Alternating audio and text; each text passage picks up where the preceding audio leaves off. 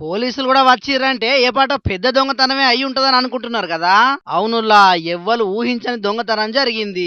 గ్రామ పంచాయతీ ఎన్నికల కోసం వేసిన నామినేషన్ల పత్రాల దొంగతనం జరిగింది ఈడ.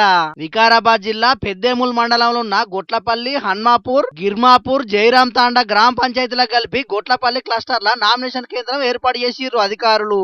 ఇక ఊర్లకెంచి పోటీ చేసేటోళ్ళంతా అక్కడనే నామినేషన్లు కూడా వేసిర్రు.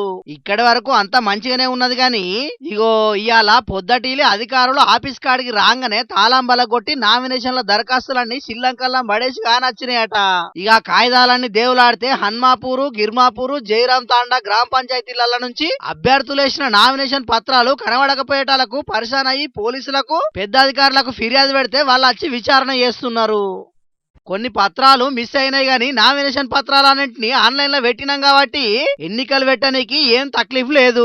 ఎన్నికలు బరాబర్ జరుగుతాయని అధికారులు అంటున్నారు. కానీ గ్రామ పంచాయతీ తాళాలు వలగొట్టి మరి నామినేషన్ల పత్రాలు ఎత్తుకపోయిర్రంటే అసలుకు అధికారులు ఏం భద్రత కల్పిస్తున్నట్టు? ఎన్నికలను పకడ్బందీగా జరిపించాల్సిన అధికారులు ఏ గుడ్డి గుర్రం పనులు తోమబోయినట్టు? గిదేనా ఎన్నికలు పెట్టే తరీకా అని కొంతమంది అభ్యర్థులు గరానికి రాబట్టిర్రు.